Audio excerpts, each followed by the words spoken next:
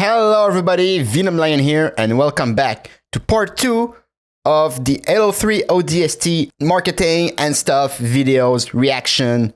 Woo! And before carrying on and watching the rest of the videos that I have in this playlist, I want to thank the user who's given me that playlist. So a huge thanks to PhoenixVax, as always, who provided these videos for us to enjoy. And now, without any further ado, let's watch Halo 3 ODST live action trailer, full-length HD. We are ODST. Sounds pretty epic. And let's go. Rated M for mature. That looks good right off the bat.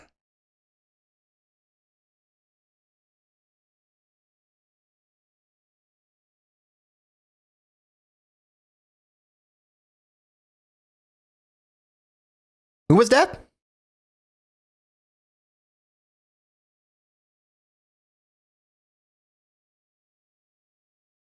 This is very well made. I really like the live action stuff.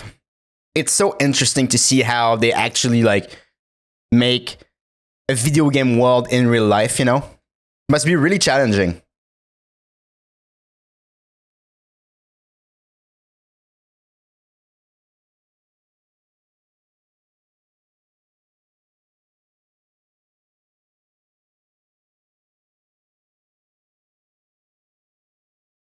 Jesus.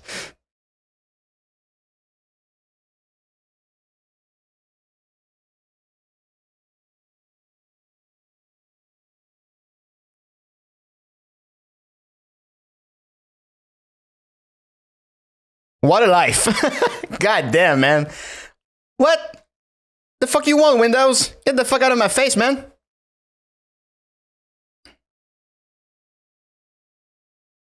Oh man, this looks good. Jesus.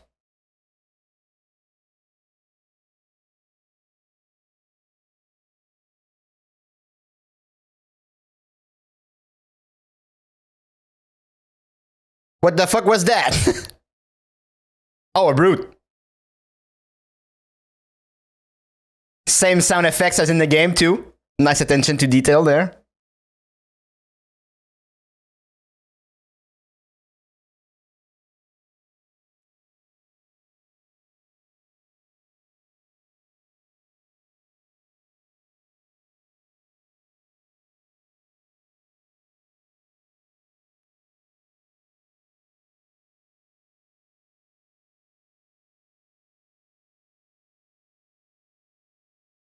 Damn, that was good.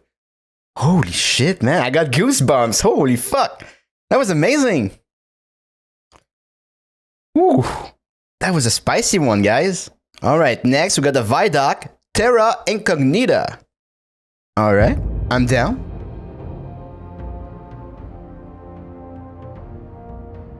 There was this great idea that we could get, like maybe a 2-3 hour sort of mini campaign.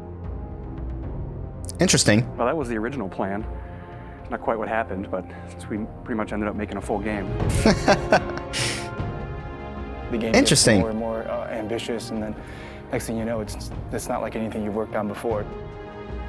We knew that we wanted to keep what was great, that people loved about the Halo experience, that 30 seconds of fun over and over again. We knew we had to preserve that, but at the same time, give it an ODST spin. We wanted to try something that we'd never done before, and I think that means breaking the mold of what people expect from Halo. Here's an engine, here's a story. That makes sense. Got a year, go. Yeah, they did a phenomenal job with ODST. I love it so much, guys. I love how ballsy it is. With ODST was, since we didn't want to be traveling all across the universe in this gigantic space opera, we wanted to really focus on one place. The hub was the single most technical thing that we've ever accomplished in the Halo engine. There was a lot of work done. Makes sense. To try to come up with smart ways that we could build the city. It's definitely. Oh, look at that gray blocking. I love watching gray blocks so much. For those of you who don't know, gray blocking is... It's gray blocks. Big surprise there, right? But basically environmental artists and level designers or even mission designers such as myself use that to quickly iterate on a mission's flow, you know? It's all grid blocks, so it doesn't look like much, but at least we can test like the flow of the mission, like if everything feels good, if say like you have too many combat arenas one after the other, if you need like a specific mission action to take place in some spot in the world, you can plan out ahead, and then like once the design's intentions are more and more locked down, then the artists make all those gray blocks into beautiful realized cities and all that good stuff. The biggest environment that we've made in any Halo game. We spent a lot of time trying to figure out how can we maximize the space without freaking out all the artists. Yeah, and I will assume, guys, like they transition from like, you know, a typical shooter level-based game from having like a semi-open world game. And open world games are really tricky for everything that is memory related, right? Because when you have a huge space the player can maneuver inside of, and you know, can backtrack and can potentially come from different angles, there's a way you have to handle that on the engine side so that, you know, you have a smooth performance and everything, which is less of a concern in single player games because usually the player has only one path.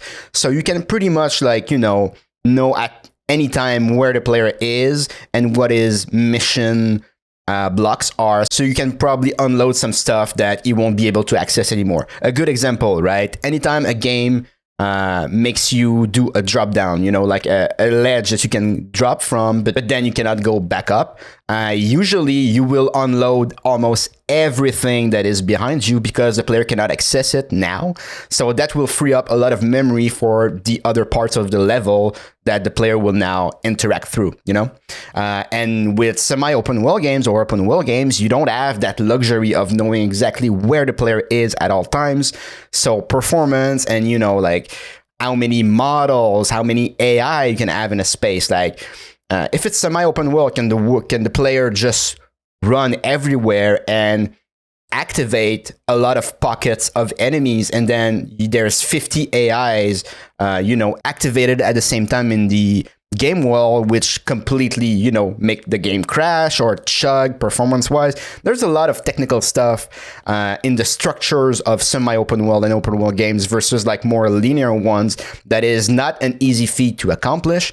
And especially if you're a studio like Bungie, I would assume, that didn't have prior experience with that, that is definitely a challenge that I'm sure they will talk about here. I'm sure, guys. I'm betting my left nut on it. Maybe not. And I think we figured out how to maximize the space really well. I don't think we ever figured out that second part too well. We want the player to have this open, visceral, you're in the city experience. We started experimenting with playing with elevation, playing with building shapes.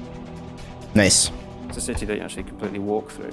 Each BSP is directly alongside the other BSP. You walk through a door and you go into the other BSP. The road structure is not straight, it's diagonal, it's also multi-layered. I don't think we kind of realized how big the city would get. We basically had to build very specific tech that would give the AI the right type of behavior. We had the technology, we called it squad patrol. Yeah, that makes sense.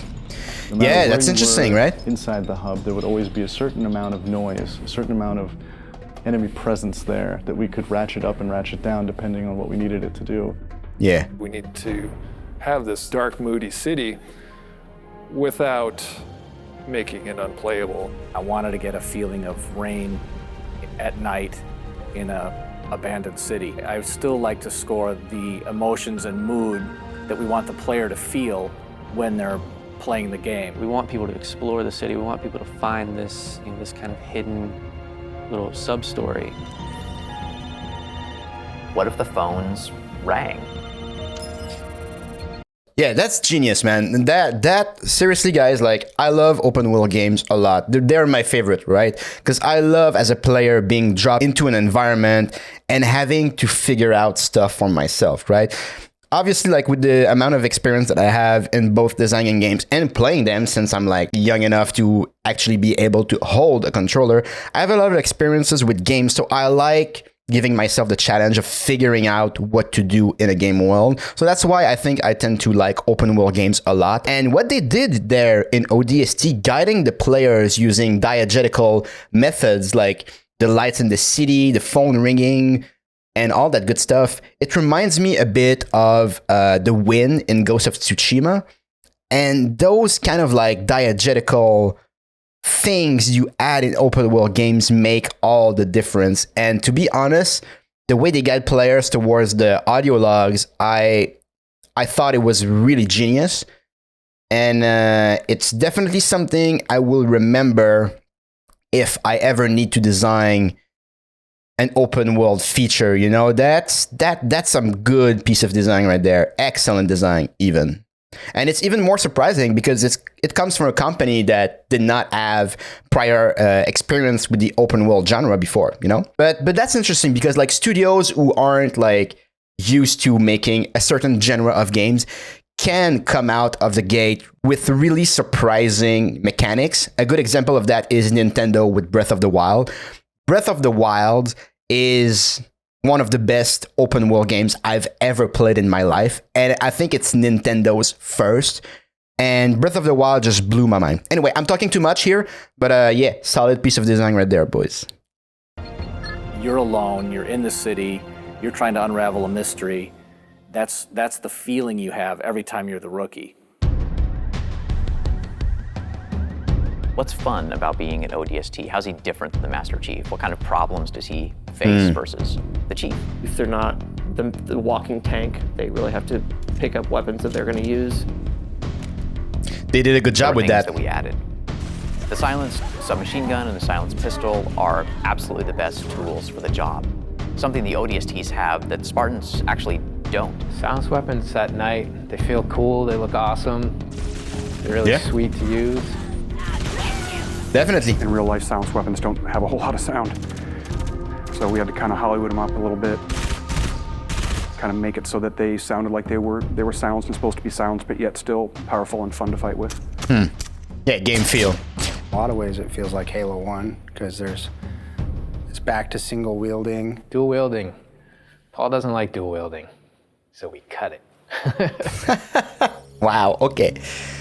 It makes sense for an ODST though. Really cool, and it evolved a lot. There were versions that looked really great for the art, but yeah, maybe they didn't do such great things for the design. It affected how we lit something. We'd make this building and it looked great and we thought it was fine, and then you turn on the visor mode and you realize that's really just a square. But it also has the advantage of really showcasing the depth of our scenes. Put on visor mode and then the whole environment reveals its secrets to you. Yeah, that's really cool. I like that a lot. I like how dark the game is. You know what sucks about big cities? You can get lost really quick. And that's where we came up with ideas for the Visor database, where you have a great map of the city that not only shows you where you are, but allows you to choose where you want to go. If you don't have that tool to help you navigate the city, you're never gonna find the high action flashback scenes, which we were banking on to be the core fun of the game. It's a very simple idea. It was an amazing struggle to get there. When you combine those things that we took away with things that we added, such as the visor, even though you might feel a bit more vulnerable, you have the right tools, such as the visor. Even though you might feel a bit more vulnerable, you have the right tools for the job. The hardest part moving from Halo 3 to ODST was just the difference in the play styles of the characters. Oh yeah, definitely, man. If you look at the Master Chief in the course of the Halo games, he became ridiculously powerful over time. And ODST feels very different because when you start taking fire, you can't just continually keep kicking ass. You have to actually look for cover because you don't have a motion tracker like the Chief. That's right. And see, they really nailed that because if you take a look back on my first episode of ODST, it's one of the things that I immediately picked up on, right? I was like, oh, I feel weaker. And in the sense of the narrative of ODST, that is a very good thing.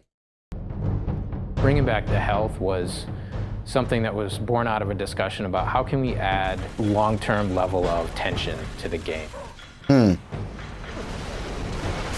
For us, health is important in the ODST's world because it reminds you that you're vulnerable.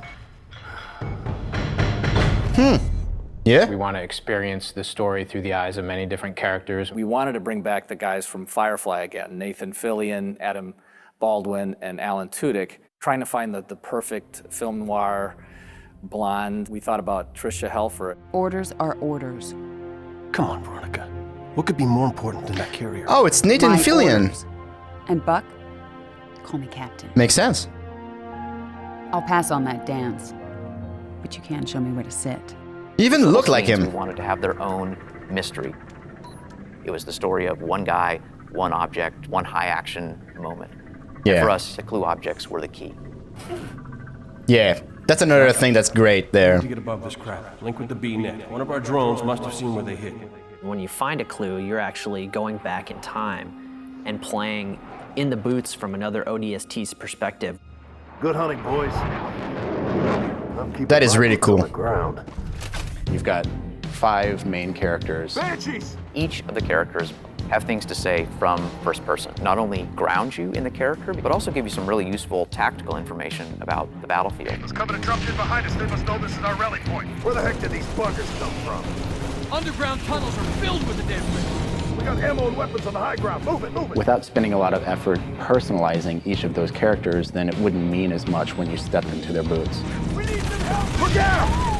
True. Said the lady. So I hope it's the right balance of new and old, that it doesn't come off like we've screwed the pooch on this one. But I do think they will probably walk away from this honestly wanting more. Yeah, man. To be honest, I want more open world Halo. And I think Halo Infinite is open world-ish, from what I heard. I haven't watched any of the trailers and everything, guys. I will watch that with you once I'm entirely caught up with the series. So I'm excited about that. Honestly, if we had more time to do ODST, I really don't know what we would do differently. So if I got another 2 weeks, I don't know. I guess I'd play more ODST. You'd find something, dude. Developers can help themselves, man. You would have had it stuff. Maybe not 2 weeks, because 2 weeks is not a long time, you know? But we like to add stuff, man. All right, Terra Incognita. That was a really fun one to react to. I had quite a lot of bit to say there. So, I will actually end today's episode here, guys. Don't forget to leave a like, comment, subscribe, and I will be seeing you in the next episode of Halo 3 ODST marketing videos. Have a good one.